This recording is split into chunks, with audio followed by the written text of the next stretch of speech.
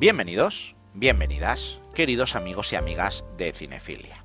Veréis, hoy en día el espectador actual es muy difícil sorprenderle. Ha visto personajes azules realistas en 3D, superhéroes haciendo explotar una ciudad o naves espaciales totalmente realistas. Pero quiero que os trasladéis a los ojos de un joven enamorado del cine de los años 90. Los efectos especiales habían avanzado mucho, aunque siempre se tenía un poco de manga ancha ante algunas diferencias de lo que se veía en el cine con la realidad.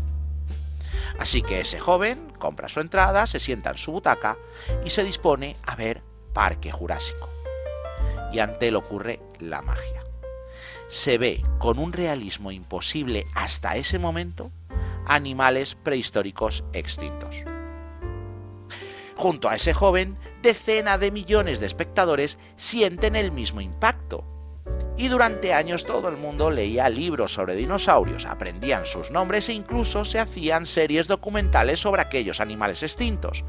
Porque sí, la película que hoy vamos a reseñar fue uno de esos saltos técnicos que crearon otro hito en el cine. Pero quedarnos solamente en la técnica sería totalmente injusto, porque Parque Jurásico, film rodado por Spielberg en 1993, es mucho, pero que mucho más que estos alardes técnicos. Y si me acompañas en esta reseña, te aseguro que la próxima vez que veas esta película, lo vas a hacer con otros ojos. Esta película nace de la novela de Michael Crichton titulada con el mismo nombre.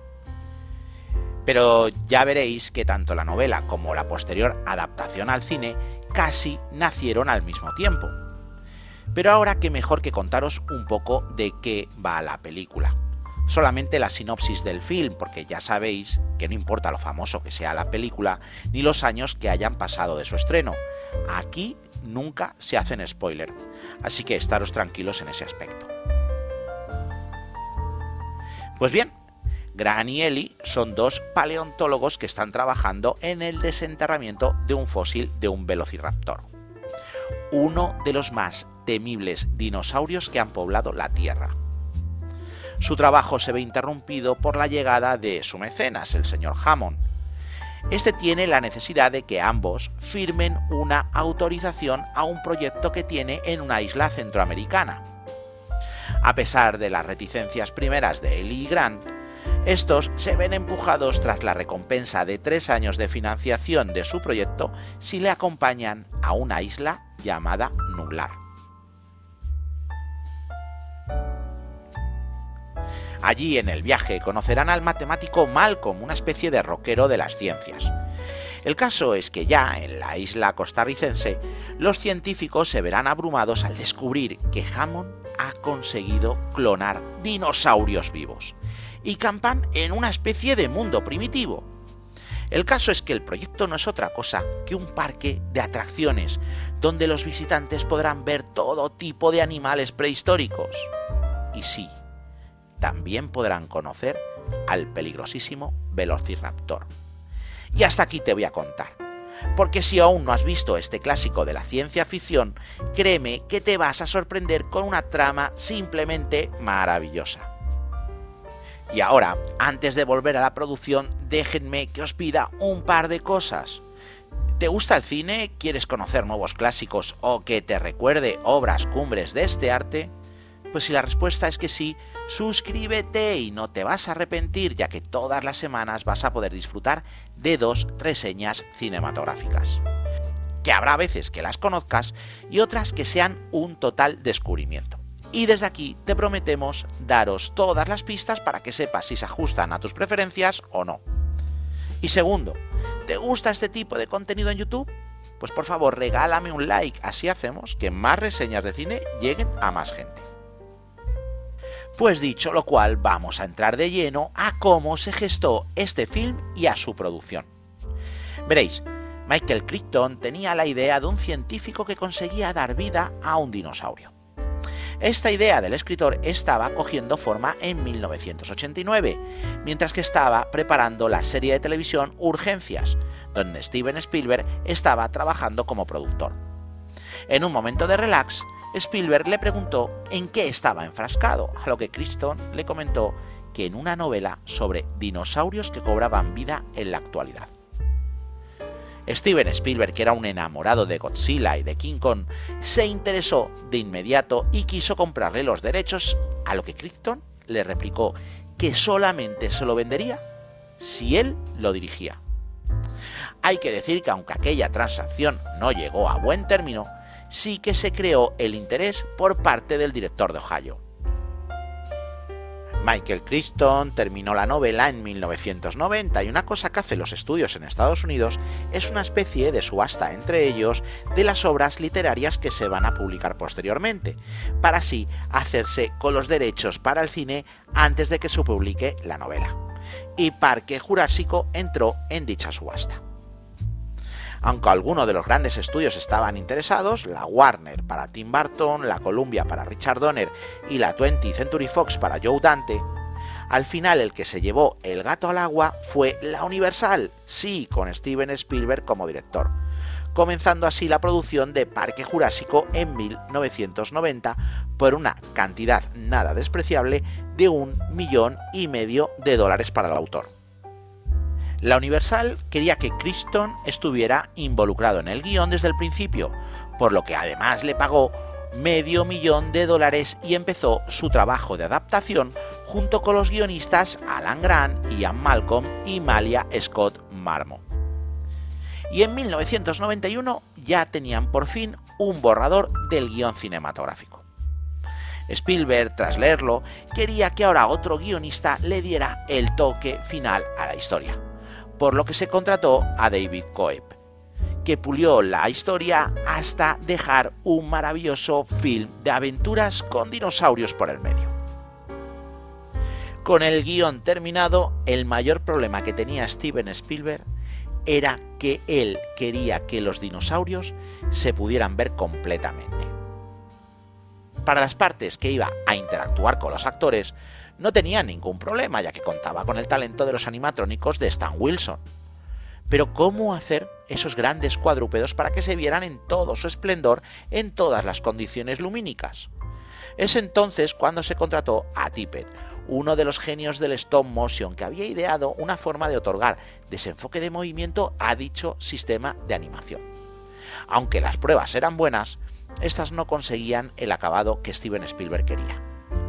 Pero Dennis Muren, de Light and Magic, que estaba contratado para hacer algunos efectos digitales, le pidió hacer una prueba y unas semanas después llamó a Spielberg.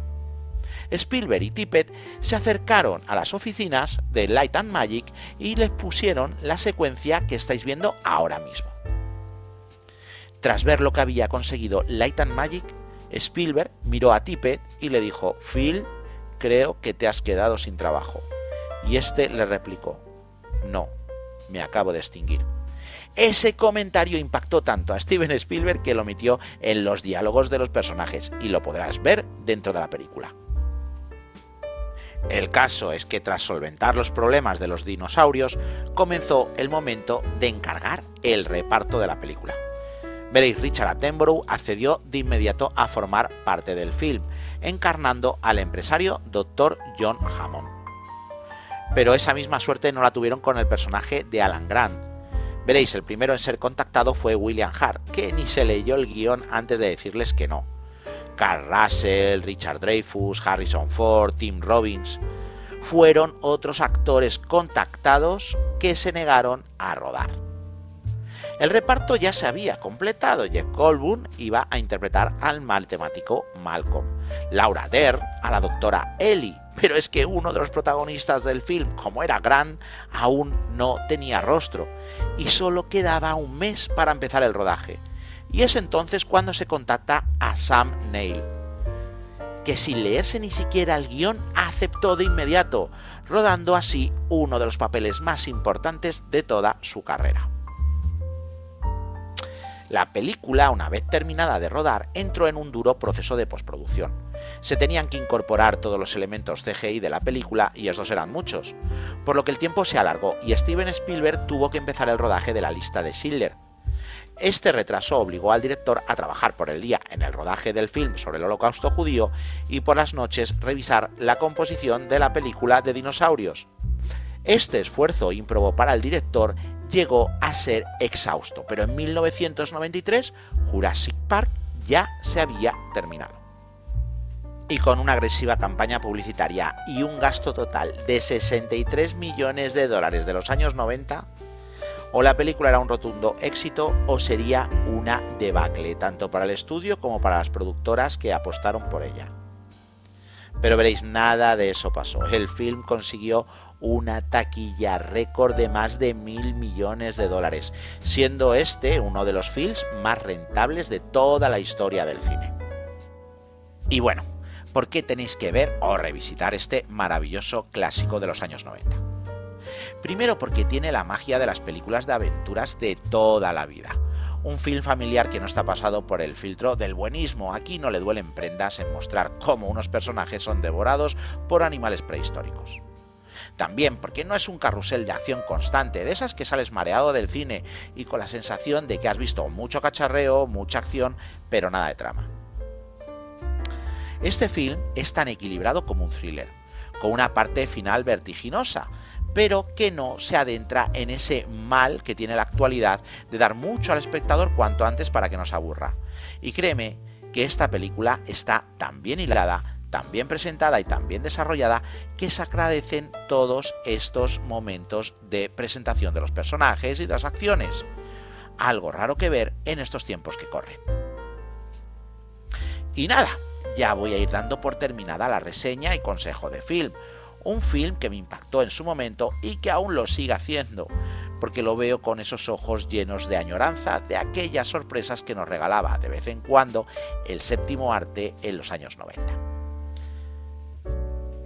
Pero como no me quiero despedir de vosotros sin antes deciros dos deseos que tengo, vamos a terminar la reseña como se tiene que hacer. Lo primero es desearte que seas inmensamente feliz, o por lo menos que luches por ello. Y lo segundo, como no puede ser de otra forma, que vivas el cine.